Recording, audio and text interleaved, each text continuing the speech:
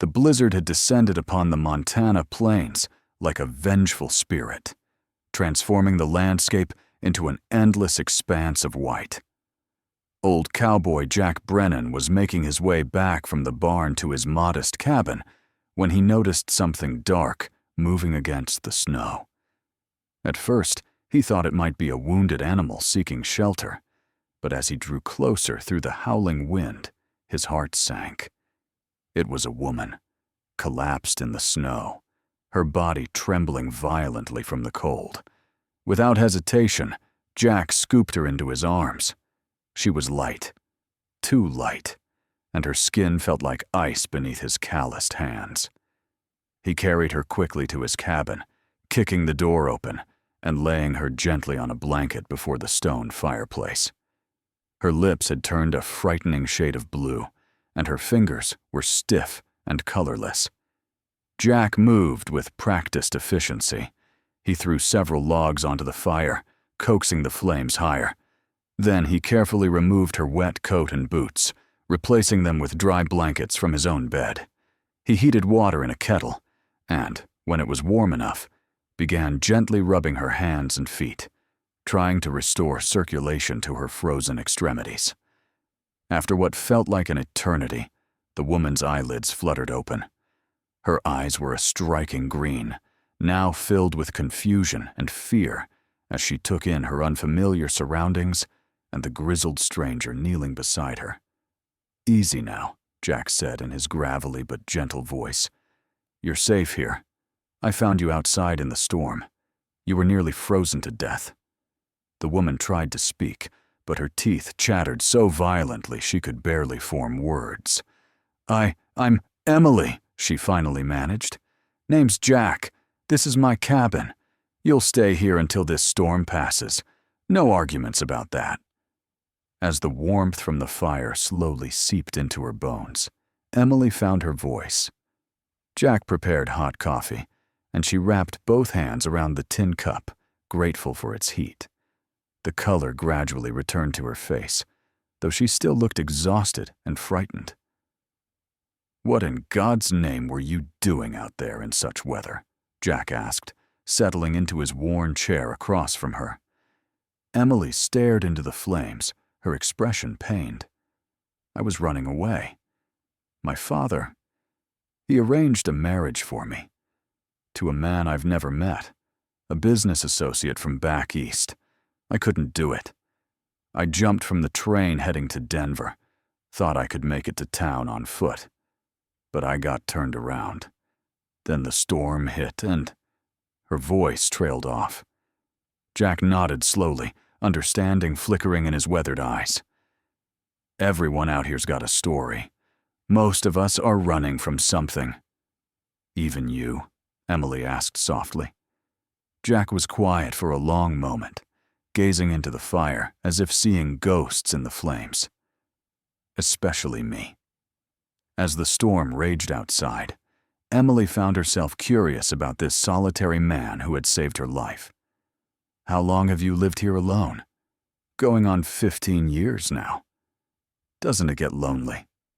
Jack's expression grew distant. "You get used to it.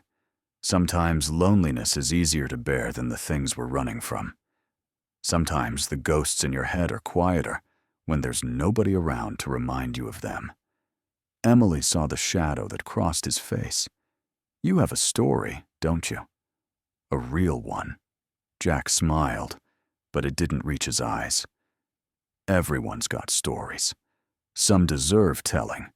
Others are better left buried." "Please," Emily said, leaning forward. "This night feels endless, and I'd like to hear it. Your story." Perhaps it was her sincerity, or perhaps it was simply that Jack hadn't had anyone to talk to in so long. He rose slowly, walked to an old trunk in the corner, and retrieved a faded photograph. He looked at it for a moment before showing it to Emily, a young woman with kind eyes and a gentle smile. "Her name was Sarah," Jack began, settling back into his chair. "This was taken in 1882. I was younger then, more foolish, thought I could have it all. We were going to get married, had it all planned out.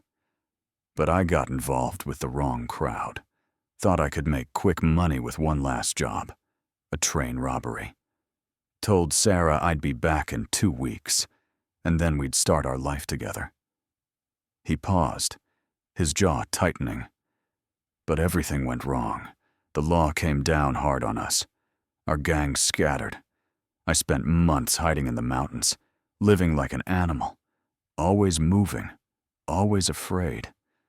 By the time I finally made it back, his voice cracked slightly. It was too late. She'd married someone else. Everyone thought I was dead. Hell, maybe I was. Emily's eyes glistened with tears. Did you ever speak to her again? Once. I rode past her house about a year later. She was on the porch. Our eyes met. I saw everything in that look. The love, the pain, the betrayal, the forgiveness she couldn't quite give. She just said, "You have to go, Jack." And I did. Came up here, built this cabin with my own hands. And I've been here ever since. The only sound was the crackling of the fire and the howling wind outside. Do you regret it? Emily finally asked. Jack considered the question carefully. Every single day.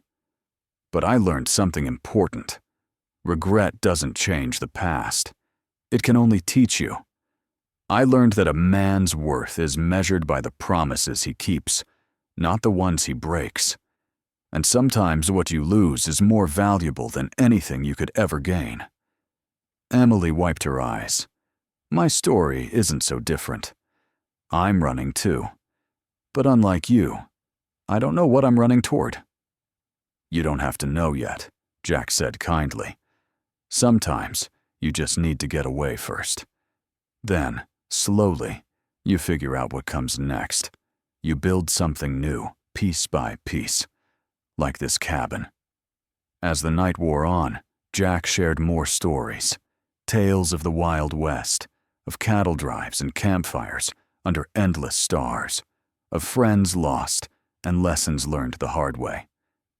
Emily listened, captivated, finding echoes of her own struggles in his words. When dawn finally broke, the storm had passed. Emily had fallen asleep by the fire, and Jack covered her with another blanket. Through the window, he could see fresh snow blanketing everything in pristine white. When Emily woke, Jack had prepared a simple breakfast. "Storm's over," he said. "I can take you to town if you want." Emily looked around the cabin, then at Jack. "What if I stayed? Just for a little while. You could teach me things. How to survive out here." Jack was surprised, but found himself smiling. "Haven't had company in a long time. But yes, you can stay." Days turned into weeks. Jack taught Emily practical skills. How to chop wood, tend a fire, read the weather. Emily brought something back to the cabin that had been missing for years. Laughter, conversation, hope. Months later, as spring arrived and the snow melted, the cabin had transformed. There were curtains on the windows, books on shelves, and every evening, they sat by the fire sharing stories. One night, Emily asked quietly, "Jack, do you still regret what happened with Sarah?" Jack looked at her, really looked at her, seeing how the firelight played across her face. "No," he said honestly. "Not anymore. Because all of that, all the pain and mistakes, it brought me here, to this moment, and this is exactly where I'm supposed to be." Emily smiled and reached for his hand. "Thank you for finding me that night." "Thank you for staying," Jack replied. "Sometimes the best thing you can do is tell your story to someone who will really listen." Outside, the Montana wind sang its eternal song, but inside the cabin, two lonely souls had finally found something neither had been looking for. Home. The end.